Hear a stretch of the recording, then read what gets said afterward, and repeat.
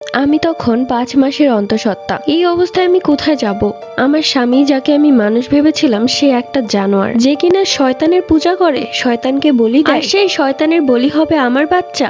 না, এটা কখনোই হতে দেওয়া যায় না। যেভাবেই হোক আমাকে এখান থেকে বের হতেই হবে। পরের দিন আমার স্বামী একটা কাজে বাড়ির বাহিরে যাবে। তার ফিরতে ফিরতে 2 দিন সময় লাগবে। যেহেতু ব্যবসার কাজ, তাই দেরি হবে। সেই একটা সুযোগ আছে, এরপরে হয়তো আর বের হতেই পারবো না। কিন্তু আমি একা বের হতে চাচ্ছি না। আমি চাচ্ছি সুবর্ণাকেও মুক্তি দিতে। আমার বারবার মনে হচ্ছে আমি ছাড়া ওকে কেউ মুক্তি দিতে পারবে না। কিন্তু চাবি কোথায় পাবো? পরের দিন সকালবেলা লোকটা চলে গেল ব্যবসার কাজে এবং বাইরে দিয়ে আমাকে তালা মেরে রেখে গেল। আমি যেন পালাতে না পারি। আমি আবারও গেলাম সেই রুমটার দিকে। তালায় জং ধরে গেছে। শেষ একটা চেষ্টা করা যাক। আমি আমার মাথার ক্লিপ বের করলাম এবং সেটাকে চাবি বানিয়ে তালা খোলার চেষ্টা করছি। আচমকা তালাটা খুলে গেল।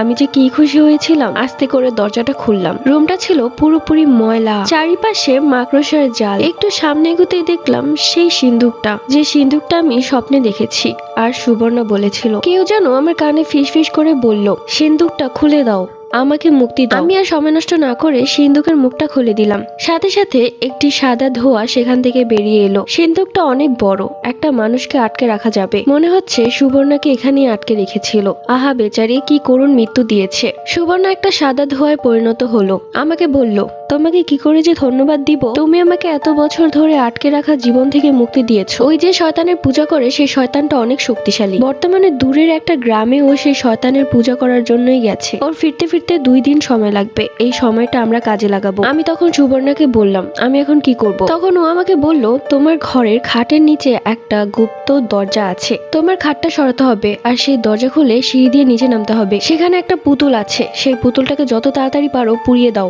কেননা আমার বাচ্চার রক্ত সেই পুতুলেই মেখেছিল। আমি আর সময় নষ্ট করলাম না, দৌড়ে গেলাম ঘরে। বিছানার চাদর সরিয়ে দেখি সত্যি সত্যি সেখানে একটা গুপ্ত দরজা আছে। কিন্তু আমি সেটা খুলবো কি করে? আর এত ভারী বিছানা কিভাবে বা সরাবো? আমি দেখলাম বিছানাটা আপনা আপনি সরে যাচ্ছে। পেছন থেকে সুবর্ণা বলল, এখন তাড়াতাড়ি যাও, হাতে সময় কম। সেই লোকটা জেনে গেছে, তাই সে দ্রুত ফিরে আসছে। আমি সেই দরজাটা খুলে সিঁড়ি দিয়ে নিচে নামলাম। পুরোটা ঘর অন্ধকার। দেখলাম সেখানেও একটা সিন্দুক আছে।